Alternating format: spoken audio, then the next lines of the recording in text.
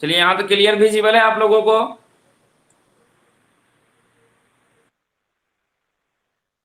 चलिए ठीक है। Good evening all of you.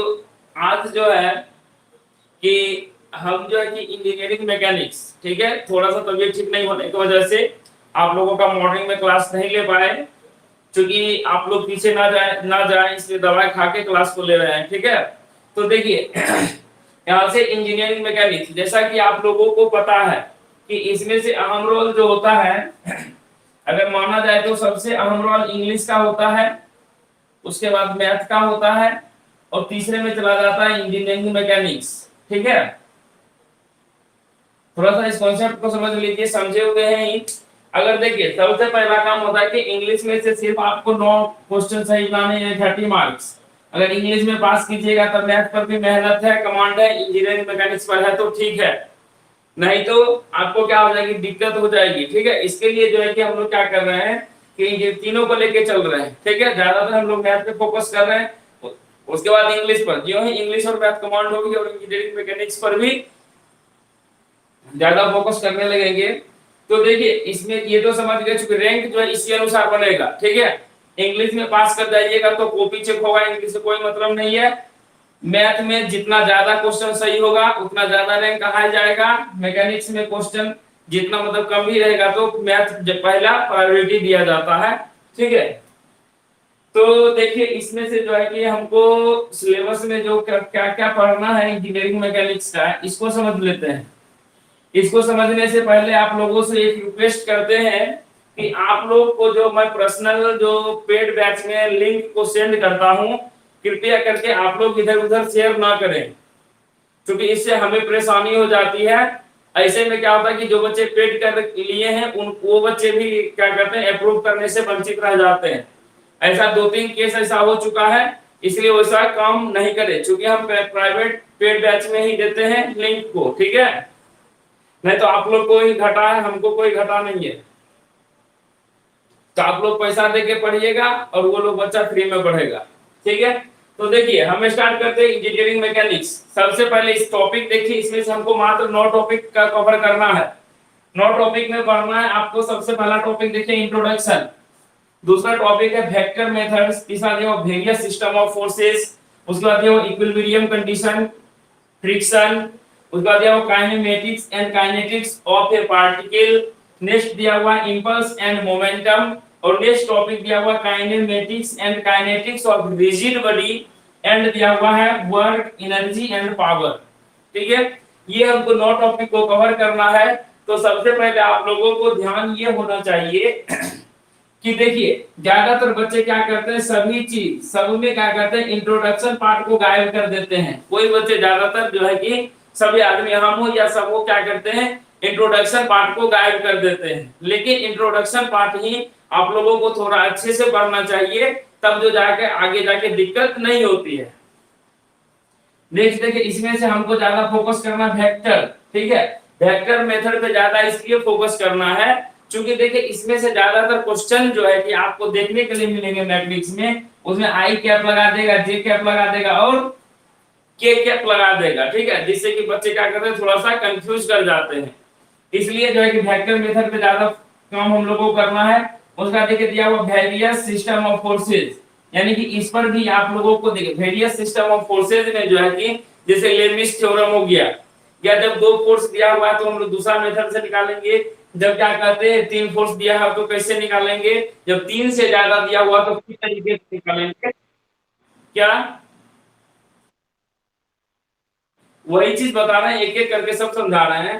तो देखिए यहाँ पे सिस्टम ऑफ फोर्सेस, यहाँ से जब क्या कहते हैं ट्रायंगल लॉ, पैरेललोग्राम पढ़े होंगे, ये सभी से भी क्वेश्चन आता है। लेकिन यहाँ पे आप लोगों को घुमाने के लिए दे देता है पॉलीगन। पॉलीगन का है तो 3-4 यहाँ से इस तरीके से बहुत सारा फोर्स दे देगा, तब कहेगा रिजल्टेंट निकालने के लिए, ये भी क्वेश्चन रहता है, ठीक है। उसके बाद एक क्वेश्चन जो है कि सिर्फ उसमें से 3 फोर्स दिया हुआ रहेगा, इस तरीके से दिया हुआ रहता है, जिसमें हम लोग लेमिस थ्योरम का अप्लाई करते हैं, उससे भी क्वेश्चन रहता है, और टेंशन निकालने के लिए भी रहता है, इसी से रिलेटेड, ठीक है।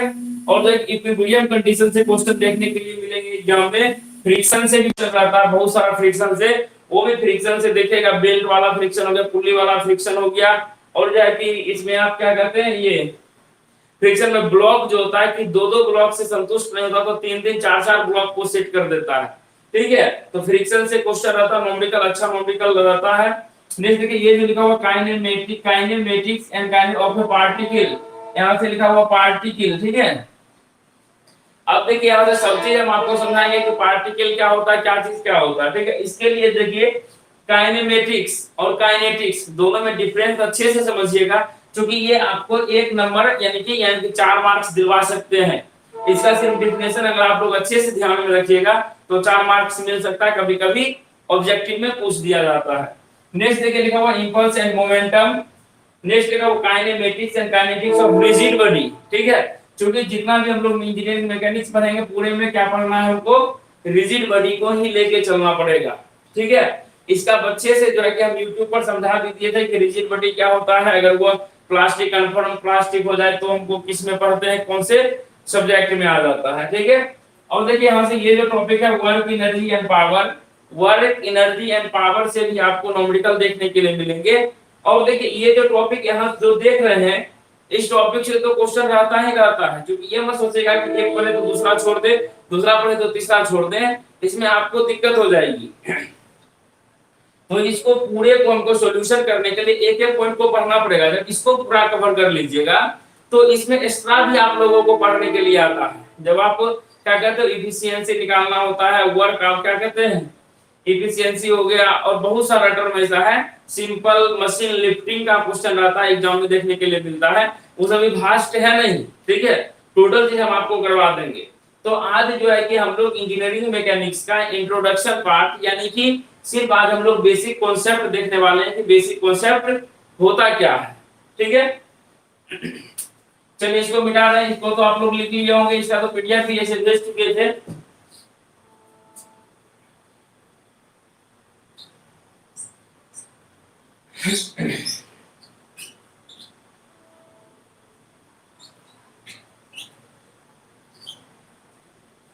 चलिए सबसे पहले आप लोग डेफिनेशन लिख लीजिए। यहां से देखिए हम लोग को पढ़ना है इंजीनियरिंग मैकेनिक्स। ठीक है, पढ़ना है इंजीनियरिंग मैकेनिक्स। ज्यादा समय इसमें नहीं खींचेंगे, डेफिनेशन लिखिएगा इसका। The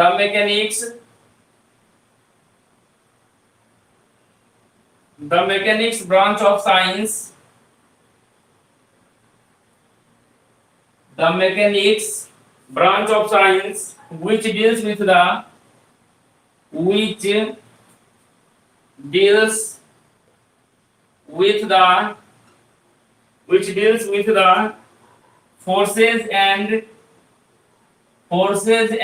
their effects, forces and their effects, the effects on effect on body, effect on bodies on which they act is founded, they act is founded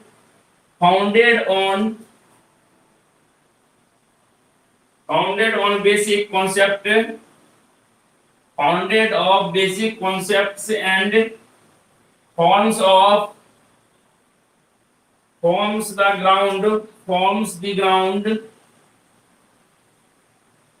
the ground work for further study in the design and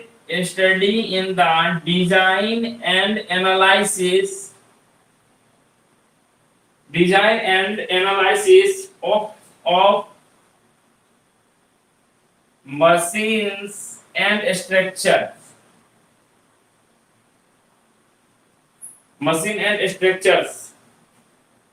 चलिए इसको पहले cover कर लीजिए अच्छे से।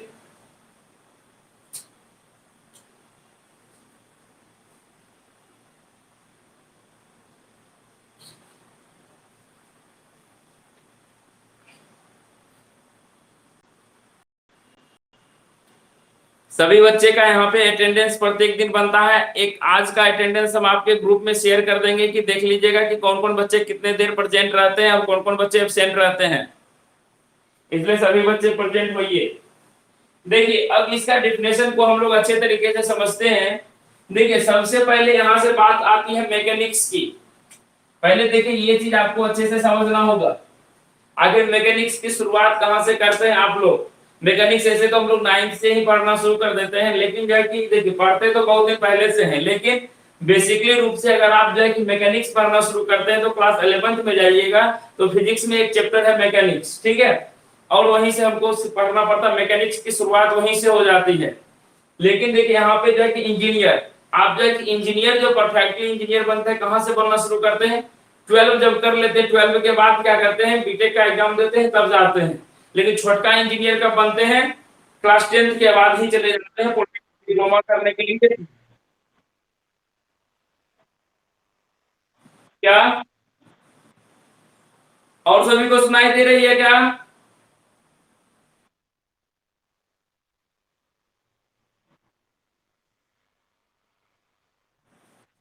किन्हीं को board clear नहीं दिख रही है क्या?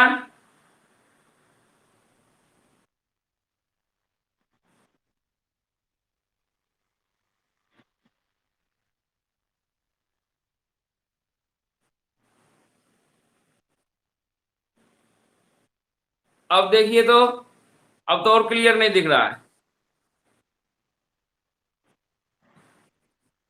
देखिए अब दिख रहा है।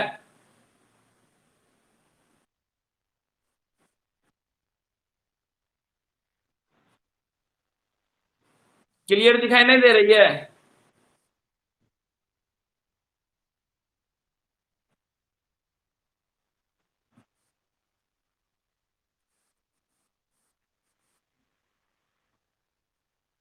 अच्छा मॉर्निंग में क्लास लेते तो उसमें से साफ साफ दिखाई देती है क्या?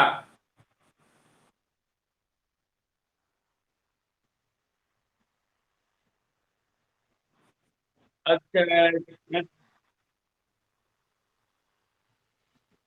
अच्छा चलिए ठीक है, इसका पीडीएफ तो आप लोगों को मिल ही जाएगा, तब तक सुन लीजिए जिसको जिनको दिखता है, ठीक है, नहीं तो पीडीएफ आपको मिल जाएगी, ठीक है। तो देखिए यहाँ से क्या होगा कि मैकेनिक्स के बारे में हम जो लोग जान लेंगे, 12 करने के बाद हम लोग इंजीनियरिंग में जाते हैं। लेकिन मैकेनिक्स के बारे में आप लोग जानते हैं, मैकेनिक्स को हमको पढ़ना पड़ता है साइंस के फिजिक्स में पढ़ना पड़ता है। वही लिखा हुआ है the mechanics branch of science.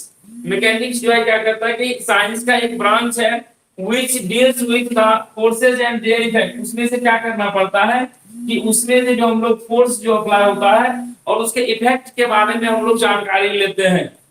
और बॉडीज, कोई भी बॉडी हो या सिस्टम हो उस पे अप्लाई करता है, लेकिन हम लोग 11th में सिर्फ बॉडीज पे ही रह जाते हैं, ठीक है। करेंगे on which they act is founded on basic concept and forms the ground work for further study in the design and analysis. अब देखिए जो जो ही आप लोग इंजीनियरिंग में आ जाते हैं तो वहां से आपको क्या करना पड़ता है कि कोई भी बॉडी हो उसके क्या करते हैं बेसिक, उसके बारे में आप लोग को क्या करना पड़ता है, उसके सिस्टम के बारे में हो, उसके डिजाइनिंग के बारे में हो, आपको एनालिसिस करना पड़ता है, उसके बारे में आपको सोचना पड़ता है। तो यहीं से स्टार्ट होता है आपको इंजीनियरिंग मैकेनिक्स, बोला ऑफ मशीन्स एंड स्ट्रक्चर्स, चाहे वो मशीन हो या कोई भी चीज का स्ट्रक्चर हो। जो बच्चे मैकेनिकल इंजीनियर के होंगे उनको मशीन्स के बारे में सोचना पड़ता होगा, उसके स्ट्रक्चर कैसा बना हुआ है, या जो सिविल से होंगे उनके लिए सोचना पड़ रहा होगा कि जैसे मशीन क्या कहते हैं वो बिल्डिंग बना हुआ है तो बिल्डिंग का स्ट्रक्चर किस तरीके से तैयार होता है, उसका डिजाइनिंग कैसे बनाया जाता है, उसका एनालिसिस कैसे करते हैं। तो इस तरीके से इंजीनियरिंग मैकेनिक्स क्लियर हो गया। तो अब देखिए यहाँ से हम लोग बढ़ते हैं आगे इंजीनियरिंग मैकेनिक्स को मेनली। हाँ बोलिए।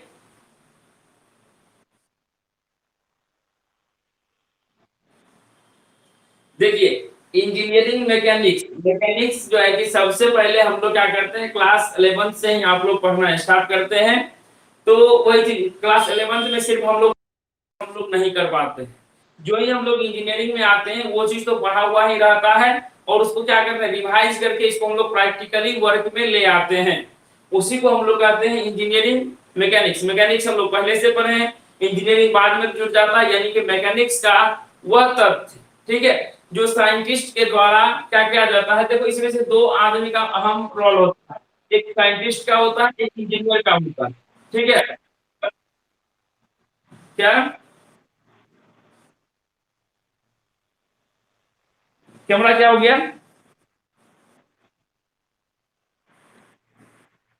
कैमरा पीछे हो गया जी। तो ये तो देखिएगा, इसमें से क्या होता है कि इसमें से दो आदमी का अहम रोल होता है मैकेनिक्स में, ठीक है। एक इंजीनियर का, एक होता है साइंटिस्ट का। सबसे पहला काम होता है साइंटिस्ट का। साइंटिस्ट लोग क्या करते हैं कि जैसे मैंने मैकेनिक्स अच्छे से पढ़े, ठीक है, उसके बारे में क्या करते हैं, थ्योरी को अप्लाई करते हैं, उसे फॉर्मूला फाइंड करते हैं, और आपको क्या करते हैं, इंजीनियर को वो फॉर्मूला, वो एनालिसिस डाटा दे देते हैं, और इंजीनियर को कहते हैं कि इसको यूज करके बताओ कि यह सही है या गलत है, ठीक है। तो यही होता है कि इसमें से मेन रूप से दो आदमी का मेन रोल होता है, इंजीनियर और क्या करते हैं, साइंटिस्ट का। तो यहाँ से इंजीनियरिंग मैकेनिक्स हो गया। अब हम लोग स्टार्ट करते हैं आगे। इंजीनियरिंग मैकेनिक्स को मेनली हम लोग बांटते कितने भागों में हैं? तो इंजीनियरिंग मैकेनिक्स को मेनली रूप से दो भागों में बांटा गया है। एक बांटा गया है आपको स्टैटिक्स, और दूसरा क्या बांटा गया है, डायनामिक्स, ठीक है। हाँ, चलिए इसको लिख लीजिएगा। अब देखिए, पूरा डिफिनेशन फुल नहीं लिखाएंगे, छोटा छोटा ही लिखाएंगे ताकि आप लोगों को दिक्कत ना हो। सबसे पहले लिखिएगा स्टैटिक्स, ठीक है, लिखिएगा स्टैटिक्स। अब देखिए, एक होता है स्टैटिक्स, दूसरा होता है डायनामिक्स। स्टैटिक्स में क्या होता है, स्टैटिक विच, लिखिएगा विच डील्स विच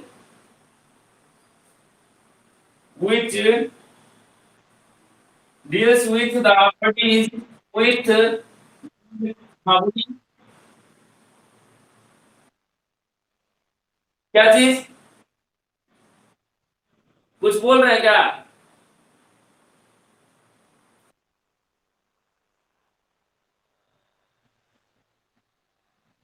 देखिए, इसमें से थोड़ा सा हमको प्रॉब्लम है इसका, इसलिए लिखना पड़ता है, ठीक है।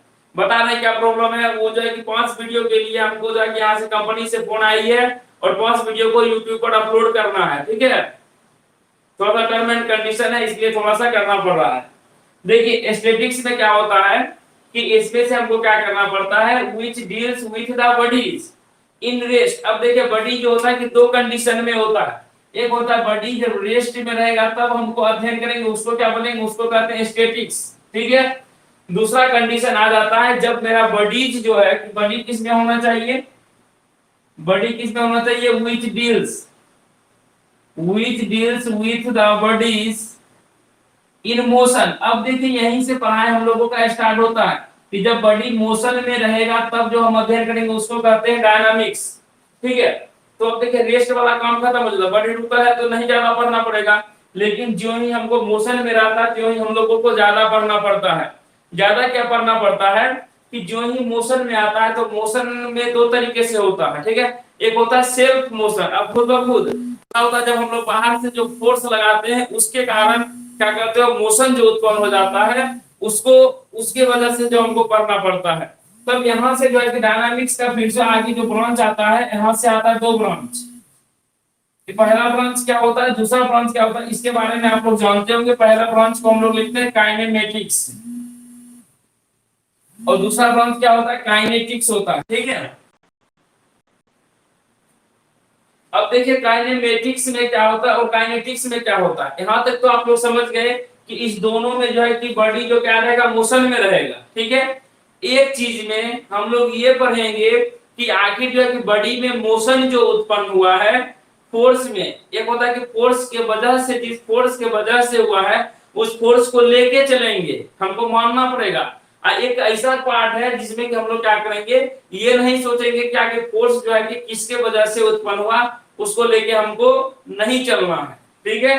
तो इसी को कहते हैं काइनेमेटिक्स एंड काइनेटिक्स। देखिए, इसको इन दोनों का डिफिनेशन को जरूर लिख लीजिएगा, क्योंकि आगे चल के आप लोग भी एसएससी जेई का एग्जाम दीजिएगा या किसी भी तरह का कंपटीशन एग्जाम दीजिएगा, तो वहां से दो क्वेश्चन, इस दोनों क्वेश्चन में से एक क्वेश्चन रिलेट करेगा। तो इसको लिख लीजिएगा, which deals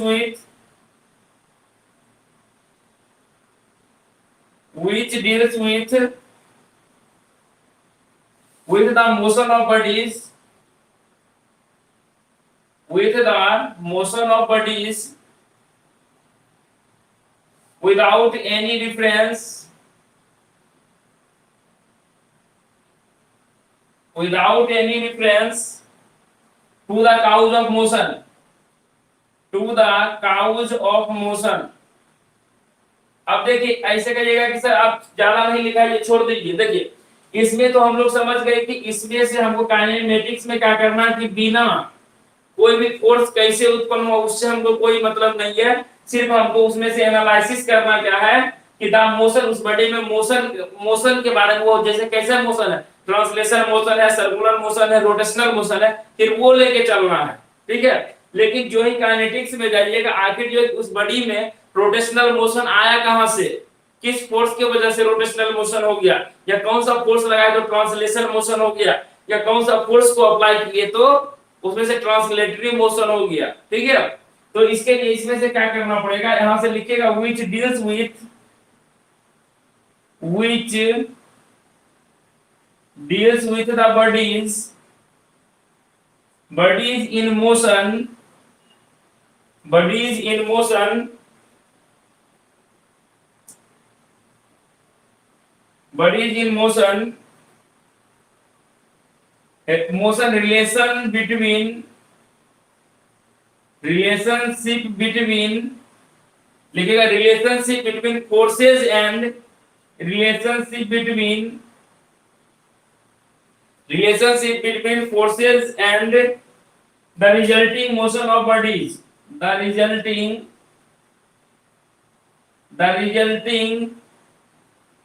motion of bodies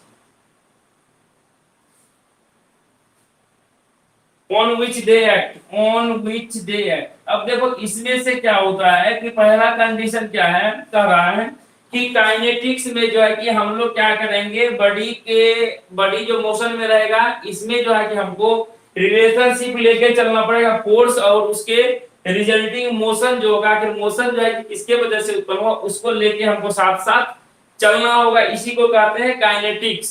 ठीक है, यहां से आप लोग ये समझ के अब देखिए आगे जो है, अब देखिए बेसिक कॉन्सेप्ट पर आते हैं। बेसिक कॉन्सेप्ट में क्या था कि जैसे आप लोग जान रहे होंगे, देखिए सबका नाम सुने होंगे, कोई दिक्कत नहीं है, लेकिन यहां से सिर्फ आपको रिवीजन करवाते हुए चलते हैं।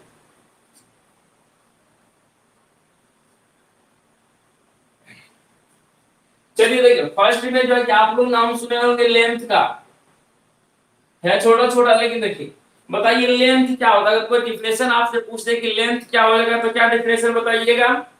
लेंथ का डिफिनेशन हो जाएगा, क्या कहते हैं, this term is applied to the linear dimension. क्या होना चाहिए इसका, लीनियर डायमेंशन, चाहे वो स्ट्रेट लाइन का हो या वो कर्व्ड लाइन का हो, इसको हम लोग क्या कहते हैं, लेंथ कहते हैं। लेंथ का ऐसा ही मात्रक क्या होता है, ऐसा ही यूनिट क्या होता है, मीटर होता है। ठीक है, उसी तरीके से जब पढ़िएगा एरिया, एरिया के बारे में भी आप डिफिनेशन जानते होंगे कि वैसा पेपर यानी कि वैसा प्लेन जिसमें कि हम लोग क्या करते हैं, दो डायमेंशनल की बात करते हैं। दो डायमेंशनल कहने का मतलब हो गया दो एक्सिस की बात करेंगे, चाहे वो एक्स एक्सिस हो चाहे वह वाई एक्सिस हो, मात्र दो एक्सिस की बात करेंगे, वह क्या हो जाएगा, प्लेन हो जाएगा। जैसे कि आप लोग पढ़ते होंगे, जैसे कि पेपर ले लीजिए, नोटबुक का पेपर ले लीजिए, ये क्या कहलाएगा, ये कहलाएगा आपका प्लेन, ये कहलाएगा आपका प्लेन कहलाएगा। ठीक है, तो वैसा चीज जिसमें कि दो डायमेंशनल हो उसके बारे में अगर हम लोग अध्ययन करते हैं तो उसको कहते हैं एरिया। एरिया का यूनिट तो आप लोग को पता होगा कि मीटर स्क्वायर होता है। उसी तरीके से तीसरा टर्म देखिएगा वॉल्यूम का। ठीक है, यहां से देखिए वॉल्यूम, तो अब देखिए वॉल्यूम में क्या होता है, वॉल्यूम में भी हम लोग क्या करते हैं, इसमें से हमको पढ़ना पड़ता है वॉल्यूम के केस में 3D, 3 डायमेंशनल। जैसे आप लोग पढ़ते होंगे क्यूब के बारे में, क्यूबाइड के बारे में, स्फीयर के बारे में, सिलेंडर के बारे में, कोन के बारे में कोन के बारे में पढ़ते हैं। ये सभी क्या कहलाता है, 3D कहलाता है। इसके अंदर में क्या होता है, स्पेस होता है, इसलिए इसको हम लोग क्या कहते हैं, वॉल्यूम। वॉल्यूम का ऐसा यूनिट क्या होता है, मीटर क्यूब। चलिए ये सभी तो हम लोग जान रहे थे, बेसिक चीज था, तो कोई दिक्कत नहीं है। ठीक है, नेक्स्ट देखिए यहां से फोर्स। फोर्स के बारे में भी आप लोग जानते हैं क्या कि फोर्स जो क्या है, फोर्स के बारे में भी हम लोग बेसिक कॉन्सेप्ट जानते हैं। फोर्स कहोगे कि सर जनरली हम लोग फोर्स का डेफिनेशन यही जानते हैं कि फोर्स एक ऐसा इफेक्ट है, उसपे क्या करते हैं, या तो हम किसी भी बॉडी पे पुश करते हैं या तो किसी भी बॉडी को हम लोग पुल करते हैं। पूरे इंजीनियरिंग मैकेनिक्स में यही चीज हमको पढ़ना है कि इस फोर्स के कारण जो है कि उस बॉडी में क्या उत्पन्न हुआ, क्या उसमें प्रॉब्लम आ गया, तो इसी चीज के रिजल्टिंग के बारे में हम लोग को पढ़ना है कि इस फोर्स के वजह से क्या इसका इफेक्ट आया। तो फोर्स का ऐसा यूनिट क्या होता है, न्यूटन होता है। चलिए बहुत बढ़िया। अब देखिए उसी तरीके से यहां से अगर आपको कोई पूछ दे प्रेशर, देखिए ये सभी चीज पढ़े हैं। प्रेशर क्या होता है कि प्रेशर जो होता है कि the external force per unit area, इसको याद रखिएगा, एक्सटर्नल जो बोले इसको याद रखिएगा, external force per unit area. क्योंकि कोई भी बॉडी होता है उसमें अपना खुद का भी इंटरनल प्रेशर, क्या कहते हैं, इंटरनल फोर्स भी होता है, उसको अच्छे से डिफाइन किए हैं। लेकिन यहाँ पर प्रेशर का अगर आप लोग को डिफिनेशन को पूछे तो बोलिएगा the external force per unit area is called pressure. तो प्रेशर का यूनिट क्या होता है, pascal. One pascal equal to क्या होता है, न्यूटन पर मीटर स्क्वायर। ठीक है, अब देखिए प्रेशर भी हो गया आपका। अच्छा चलिए ये बताइए अब हमको मास के बारे में कुछ बताइए कि मास क्या होता है। मास, क्योंकि देखिए इसको भी आप लोग अच्छे से समझे, क्योंकि टोटल जो है कि मैकेनिक्स में ज्यादातर मास जो हम लोग पढ़ते हैं, मास जिसके बारे में जानते हैं, उस मास को क्या किया जाता है, पूरे मैकेनिक्स में कांस्टेंट रखा जाता है, कांस्टेंट माना जाता है।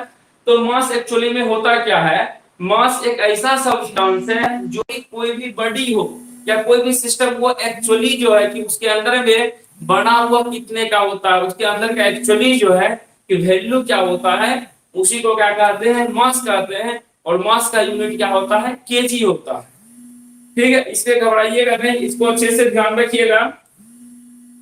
चूंकि देखिए लिखा हुआ था अमाउंट ऑफ मेटर कंटेंट, यानी कि कोई भी पदार्थ जो है वो उतना मेटर से मिलके बना हुआ है, उसी को मास कहते हैं। ठीक है, जैसे देखिए यह मार्कर, यह मार्कर हम बोलेंगे यह मार्कर कैसे बना, तो सर ये कैप ले लिए, इसमें इंक रहता है, इसमें से बहुत सारा मटेरियल पूरा बताओगे तब वो बना होता है, तो इसको बोलेंगे मास। ठीक है, अब नेक्स्ट पॉइंट देखिए, नेक्स्ट पॉइंट क्या है, मास के बाद आता है आपका वेट। अब देखिए बहुत सारे बच्चे ध्यान दीजिए, ये वेट क्या होता है, वेट और मास में डिफरेंस है।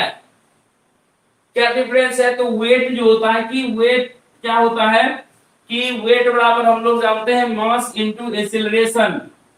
वेट इक्वल टू क्या होता है, mg होता है। ठीक है, अगर कोई भी वेट बोला आपको निकालने के लिए तो उसको मास जितना हुआ दिया हुआ रहेगा उसमें g से मल्टीप्लाई कीजिएगा तो उसका क्या निकल जाएगा, वेट निकल जाएगा उस बॉडी का। आगे कहोगे सर यहाँ से g क्या होता है, g is the acceleration due to gravity where g equal to 9.8 metre per second square और 10 मीटर पर सेकंड स्क्वायर।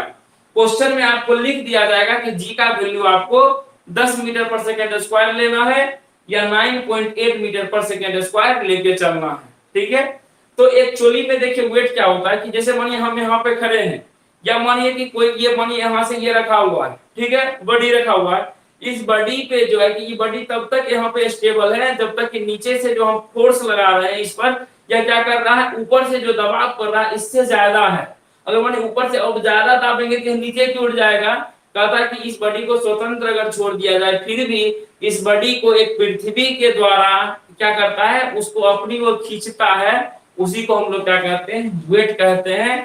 ठीक है, अब देखो वेट ही हो गया, तो वेट के बाद हम लोग पढ़ते हैं, अब देखो इसका यूनिट का क्या हो जाएगा, वेट का यूनिट हो जाएगा केजी मीटर पर सेकेंड स्क्वायर। इसको भी ध्यान रखना, कभी कभी क्या होता है कि डायमेंशन भी पूछ दिया जाता है, डायमेंशन से भी क्वेश्चन आ जाते हैं। अब देखो ये सभी चीज तो सुना हुआ है, लेकिन आप कहोगे कि सर ये भी चीज हमको सुना हुआ है कि 9 नंबर में यहां से आता डेंसिटी। डेंसिटी क्या होता है कि अगर पूछा कि आपको डेंसिटी निकाल के बताओ तो डेंसिटी किस तरीके से निकालिएगा। देखो एक्चुअली में डेंसिटी होता क्या है कि यहां से डेंसिटी का फॉर्मूला लिखाते हैं, यानी कि आप कहिएगा मास पर unit volume is called density, यानी कि मास डेंसिटी को हम लोग रो से डिनोट करते हैं, तो इसका क्या हो जाएगा, मास पर यूनिट वॉल्यूम। मास बटे वॉल्यूम को क्या बोलते हैं, डेंसिटी बोलते हैं। अगर आपको डेंसिटी का यूनिट पूछा जाए तो क्या हो जाएगा, केजी पर मीटर क्यूब। ठीक है, चलिए बेसिक टर्म पर ही हम लोग बात करते हैं। डेंसिटी के बाद आता है मोमेंट।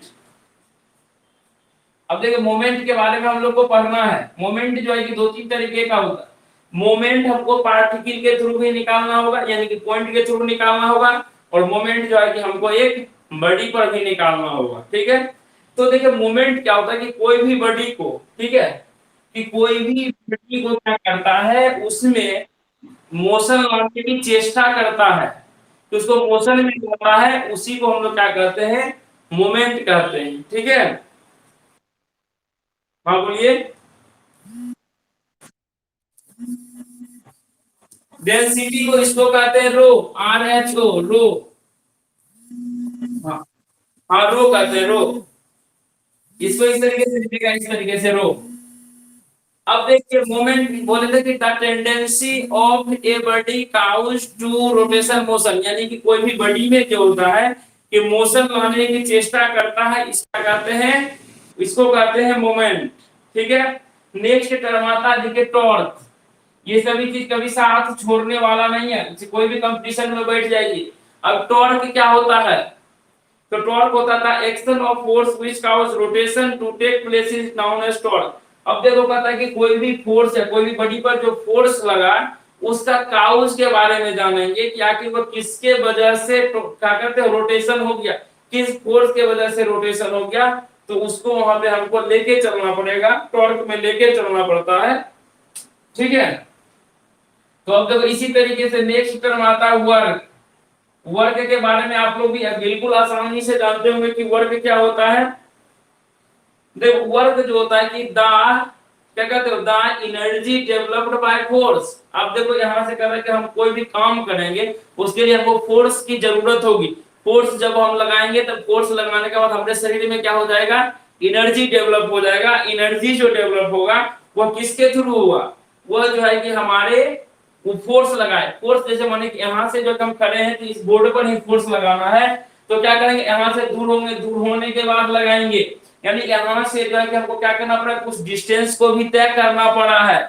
ठीक है, इसीलिए जो है कि यहाँ पे हमको क्या करना पड़ेगा, वर्क इक्वल टू, तुम देखा होगा कि फॉर्मूला था फोर्स इनटू परपेंडिकुलर डिस्टेंस भी कह सकते हो इसको, या फोर्स इनटू डिस्टेंस। ठीक है, नेक्स्ट देखो यहां से लिखा हुआ पावर। पावर क्या होता है, हाँ बोलिए।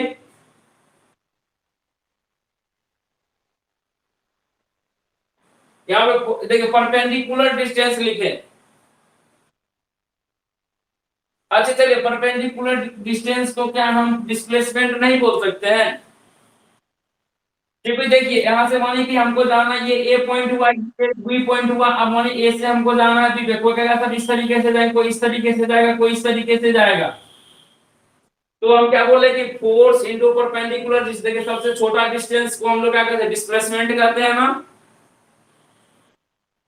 चलिए ठीक है, अब देखिए पावर। देखिए देखिए मोमेंट जो होता है द टेंडेंसी ऑफ फोर्स, ठीक है, मोमेंट क्या होता है, tendency of force rotation about some point. अब देखिए कोई भी पॉइंट है, ठीक है, कहीं जैसे मान लीजिए फिगर इस तरीके से बना दिए हैं, अब हम आपसे पूछेंगे कि इस पॉइंट पे जो हो जाएगा कि मोमेंट हमको निकाल के बताइए। ठीक है, लेकिन मान लीजिए इस पॉइंट का नाम ए दीजिए, पॉइंट का नाम बी, पॉइंट का नाम सी, पॉइंट का नाम डी दे दीजिए। अब हम कहेंगे कि आपको ए पॉइंट पर ही मोमेंट निकाल के दिखाना है, लेकिन बोलेंगे सी पॉइंट के अलोंग, सी पॉइंट को वहां पे क्या करना है, मानते हुए आपको चलना है। उस केस में इस जो है कि ए पॉइंट पे कितना मोमेंट निकलेगा, यानी कि देखिए इसके इसमें से दो चीज ही होगा, पॉइंट पे क्या हो जाएगा, सी या तो इधर से इधर रोटेट करेगा, या तो ये अपना अपोजिट डायरेक्शन में रोटेट करेगा। दो ही तरीके से रोटेट करेगा। जो ही रोटेट करेगा तो इसमें से कैसा मोशन उत्पन्न होगा, रोटेशनल मोशन उत्पन्न हो जाएगा। उसी को हम लोग क्या बोलते हैं, मोमेंट कहते हैं। ठीक है, यानी कि द टेंडेंसी ऑफ फोर्स, यानी कि फोर्स जो है कि फोर्स का टेंडेंसी कोई भी पॉइंट के अबाउट जो क्या करता है, रोटेशन मोशन उस पॉइंट पे जगाने की कोशिश करता है, उसे कहते हैं मोमेंट। अब देखिए पावर क्या होता है, कि पावर का डिफिनेशन आप लोग जानते हो कि पावर का हम लोग यूज करते हैं, सिर्फ फॉर्मूला लेके चलते हैं एग्जाम में। ठीक है, और कोई ज्यादा जरूरत होती नहीं है इसका। तो इसका लिखिएगा the rate of doing work और वर्क डन पर यूनिट टाइम। ठीक है, पावर अगर बोला आपको तो पावर बराबर हो जाएगा वर्क डन बटे टाइम। क्या निकल जाएगा यहां से, आपका पावर निकल जाएगा। ठीक है, नेक्स्ट देखिए, अब हम लोग चलते हैं मेन थोड़ा सा पॉइंट पे। ये सभी चीज तो बेसिक चीज था, नॉलेज था, बेसिक चीज हम लोग सब दिन से पढ़ते आए हैं। अब हम लोग चलते हैं, आगे बढ़ते हैं आज के इंजीनियरिंग मैकेनिक्स के टॉपिक पे। टॉपिक क्या है आज का हम लोगों का? सबसे पहला टॉपिक है रिजिड बॉडी का। यहाँ से आप लोग रिजिड बॉडी का नाम सुने होंगे कि आखिर रिजिड बॉडी क्या होता है।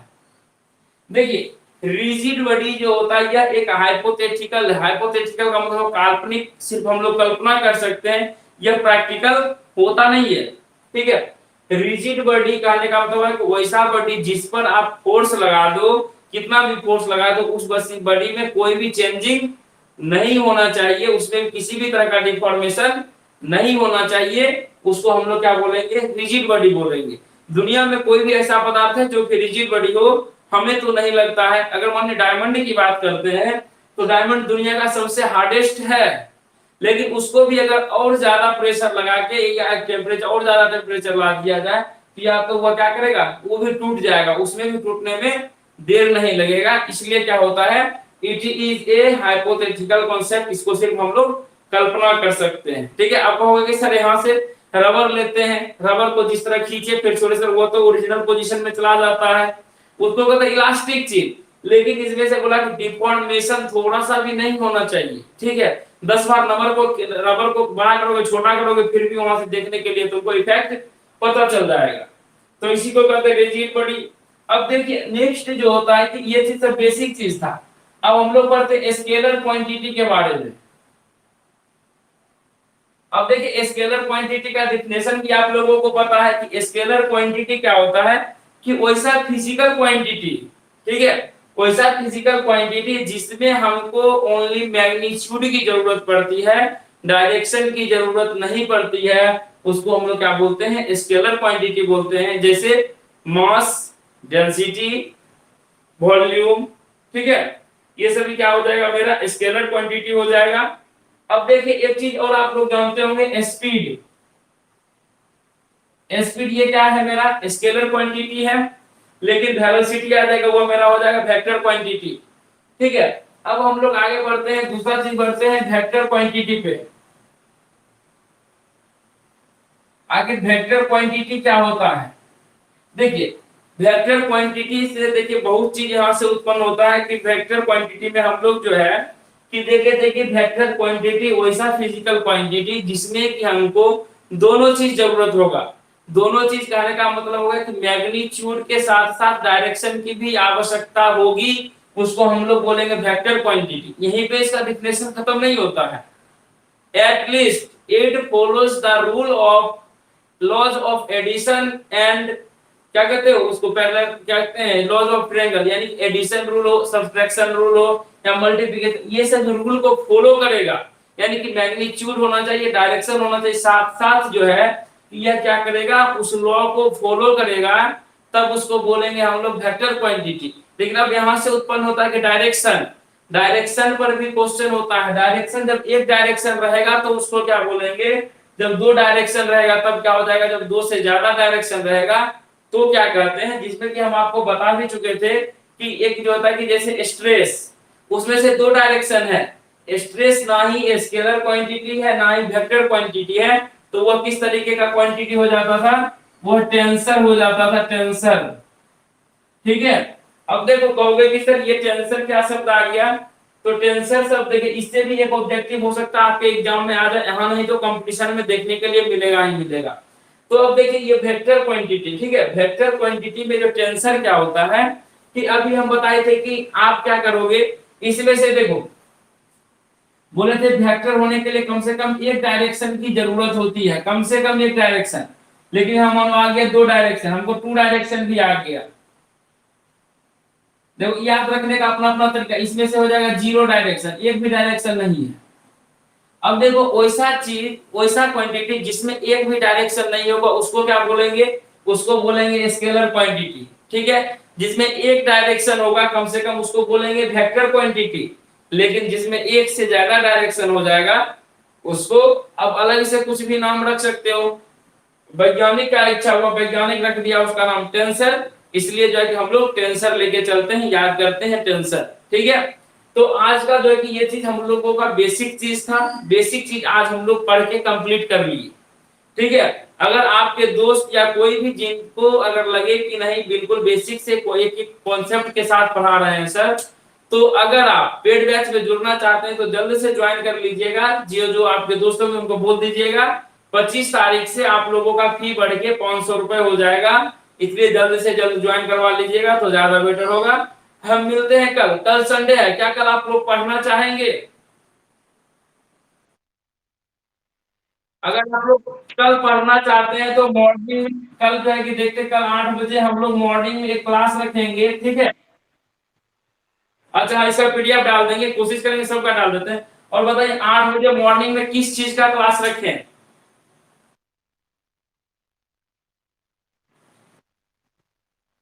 देखिए हमको उचित लगता है थोड़ा सा, हम लोग क्या करते हैं अभी ना मैथ का थोड़ा सा रख लेते हैं, ठीक है?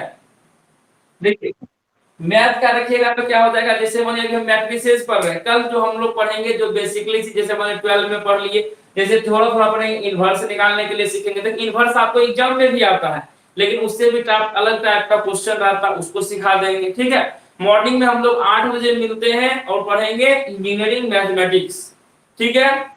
तो तब तक के लिए आपसे विदा लेते हैं, मिलेंगे कल मॉर्निंग में 8 बजे। आप लोग तैयार रहिएगा और ज्यादा से ज्यादा बच्चे लाइव आने की कोशिश करें। मिलते हैं कल, जय हिंद जय भारत। ठीक है बिल्कुल। Good night all of you.